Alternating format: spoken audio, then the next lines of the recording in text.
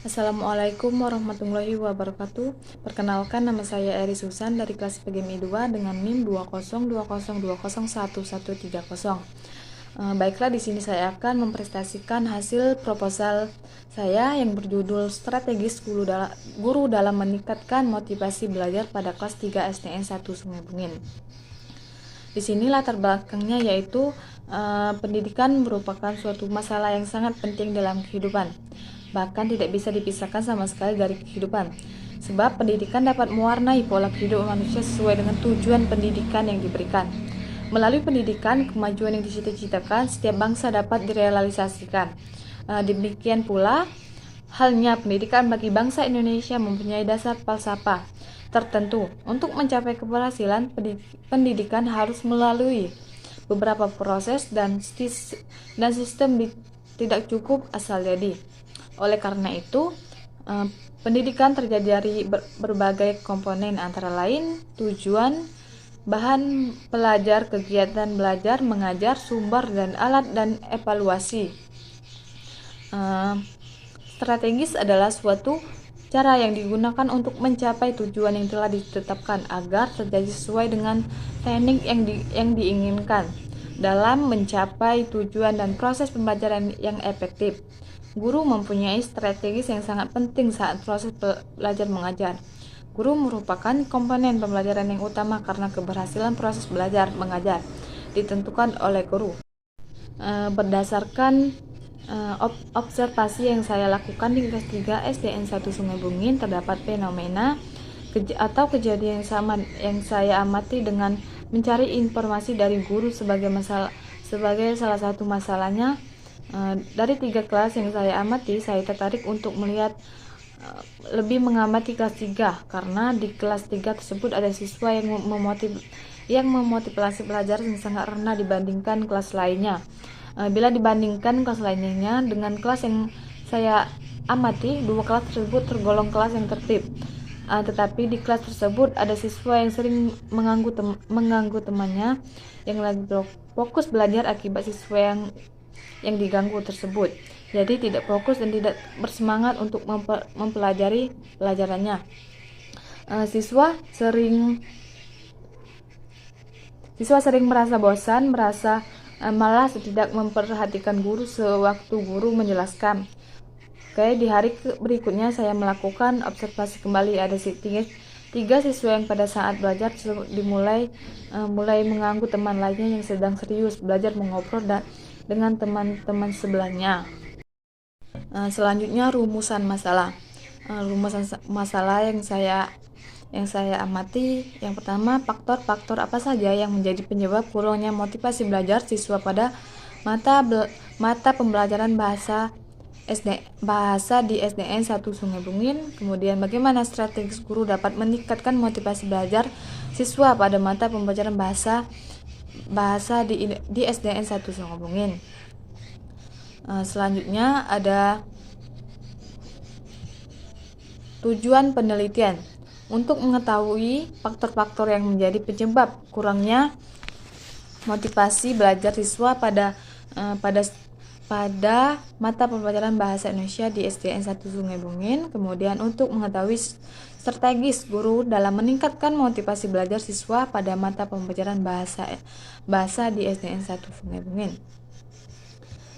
Kemudian manfaat penelitian. Di sini saya mencerna 3 manfaat. Yang pertama, manfaat praktis bagi pihak sekolah sebagai bahan masukan untuk mengetahui dan menunjukkan strategis guru dalam meningkatkan motivasi belajar.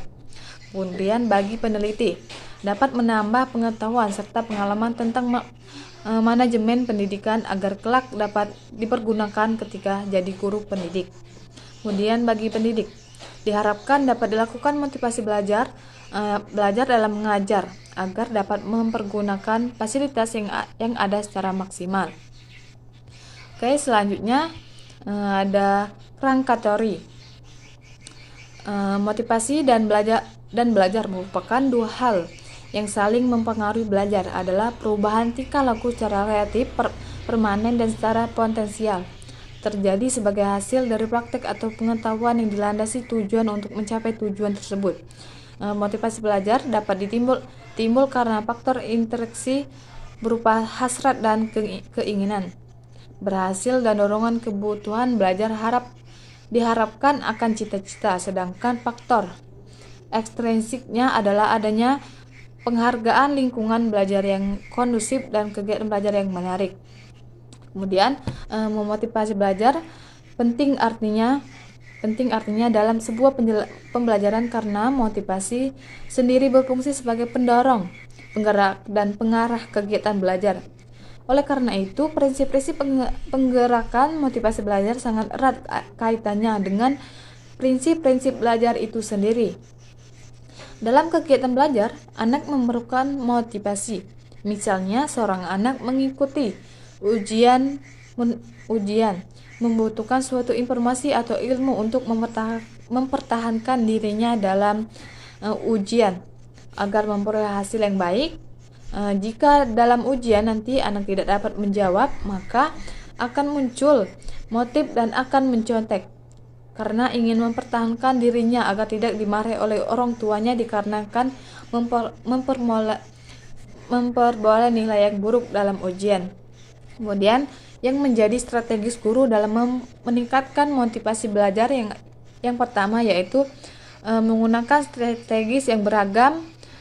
Kedua, menjadi siswa aktif, kemudian menciptakan suasana kelas yang kondusif, menciptakan suasana pembelajaran yang menyenangkan, melibatkan diri untuk membantu siswa, memberikan tugas, memberikan penghargaan, memberikan nilai, memberikan pujian, dan yang terakhir kompetensi. Tinjauan pustaka. Di sini saya mengambil informasi yang dari sekolah tentang penyebab terjadinya kurangnya motivasi belajar di SDN 1 Sungai Bungin. Baiklah. Hipotesis yang saya ambil yaitu terdapat pengaruh positif perhatian orang tua terhadap prestasi belajar. Kemudian terdapat pengaruh positif motivasi belajar terhadap prestasi belajar akuntansi siswa kelas 3. Terdapat pengaruh motivasi perhatian orang tua motivasi belajar secara bersama-sama terhadap prestasi belajar mengajar. Kemudian metodologi penelitian. Waktu dan tempat penelitian. Waktu penelitian ini adalah pada hari Kamis dilakukan di SDN 1 Negeri Sungai Bungin. Jenis desain penelitian yang saya lakukan ini adalah penelitian kualitatif dengan studi atau kajian pada fokus tertentu sehingga peneliti berharap memperoleh data yang relatif, lengkap dan mendalam. Jika bisa dilakukan interpretasi terhadap berbagai fenomena yang ditemukan di lapangan ditinjau dari permasalahan penelitian, yaitu tentang implementasi penilaian untuk dan kendala-kendala dalam melaksanakan penilaian untuk kerja. Maka jenis penelitian ini bersifat kualitatif. Kajian kualitatif merupakan penelitian yang lebih menekankan pada upaya investigator bentuk yang mengkaji secara natural fenomena yang terjadi dalam keseluruhan komplikasi.